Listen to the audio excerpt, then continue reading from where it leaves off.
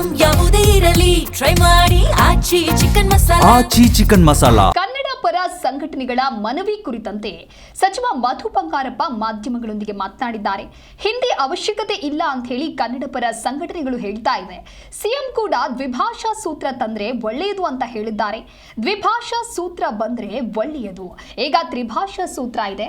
ಇದು ಬದಲಾವಣೆ ಆಗಬೇಕಾದ್ರೆ ಬಹಳಷ್ಟು ಚರ್ಚೆ ಕೂಡ ಅಗತ್ಯ ಇದೆ. ಚರ್ಚೆ ಆಗಬೇಕು. ಶಿಕ್ಷಕರ ಜೊತೆಗೂ ಮಾತನಾಡ್ತೇವೆ, ಸಿಎಂ ಜೊತೆಗೂ ನಾವು ಮಾತನಾಡಬೇಕು. ಎಲ್ಲ ಆಯಾಮಗಳಲ್ಲಿ ಚರ್ಚಿಸಿದ ಬಳಿಕ ಮುಂದಿನ ನಿರ್ಧಾರ ಏನು ಅನ್ನೋದನ್ನ ಕೈಗೊಳ್ತೇವೆ.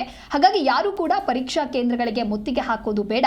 ಸಿಎಂ ಜೊತೆಗೆ ಮಾತನಾಡಿ ಇವತ್ತೇ ಈ ಬಗ್ಗೆ ನಿರ್ಧಾರವನ್ನ ಮಾಡ್ತೇವೆ ಅಂತ ಹೇಳಿ ಇದೀಗ ಮಧು ಬಂಗಾರಪ್ಪ ತಿಳಿಸಿದ್ದಾರೆ.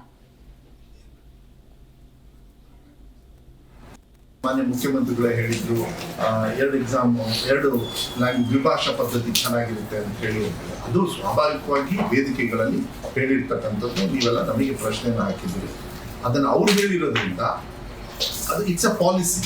ಈಗಿರೋದು ನಮ್ಮದು ತ್ರೀ ಲ್ಯಾಂಗ್ವೇಜ್ ಪಾಲಿಸಿ ಇರೋದ್ರಿಂದ ಅದನ್ನು ಮಕ್ಕಳಿಗೆ ಯಾವ ರೀತಿ ಅನುಕೂಲ ಆಗಬೇಕು. ಯಾಕಂದರೆ ನಮ್ಮ ರಾಜ್ಯದಲ್ಲಿ ನಮ್ಮ ಹೋರಾಟಗಾರರಿಗೆ ಒಂದು ಕನ್ಸರ್ನ್ ಇದು ಏನು ಅಂತ ಹೇಳಿದರೆ, ಹಿಂದಿಯನ್ನು ನೀವು ಇಲ್ಲಾಂದ್ರೆ ಥರ್ಡ್ ಲ್ಯಾಂಗ್ವೇಜ್, ಹಿಂದಿ ಒಂದೇ ಅಲ್ಲ ಥರ್ಡ್ ಲ್ಯಾಂಗ್ವೇಜ್, ಅದರ್ ಲ್ಯಾಂಗ್ವೇಜಸ್ ಇದೆ. ಬಟ್ ಹೆಚ್ಚು ಪಾಲು ಹಿಂದಿನೇ ಜಾಸ್ತಿ ಇರೋದ್ರಿಂದ ಕಲಿಕೆಯಲ್ಲಿ ಅದನ್ನು ನೀವು ಹೇಳ್ತಾ ಇದ್ದೀರಾ. ಅಫ್ಕೋರ್ಸ್ ನೀವು ಅದು ಗೊತ್ತಿದೆ. NEP ಯಲ್ಲೂ ಕೂಡ ಅವ್ರದ್ದು ಏನು ಪಾಲಿಸಿ ಬಂದಿದೆ, ಕಡ್ಡಾಯವಾಗಿ 3 ಎಕ್ಸಾಮ್ ಪಾಲಿಸಿ ಅಂದಾಗ ಆಟೋಮೆಟಿಕಲಿ ಫ್ಯೂಚರಲ್ಲಿ ಅವ್ರು ಏನು ಮಾಡ್ತಾರೆ ಅಂತ ಅದ್ರ ಬಗ್ಗೆ ನಾನು ಚರ್ಚೆ ಮಾಡೋಕ್ಕೆ ಹೋಗಲ್ಲ. I not sitting here for that. So ಇಂಥ ತೊಂದರೆಗಳಾಗಬಾರ್ದು. ಮತ್ತು CM ಅವರು ಈ ಥರ ಹೇಳಿಕೆಯನ್ನು ಕೂಡ ಮುಂಚೆ ಕೊಟ್ಟಿದ್ರು.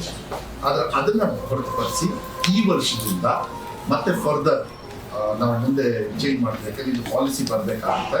ಅಲ್ಲಿವರೆಗೂ ಈ third language will be graded.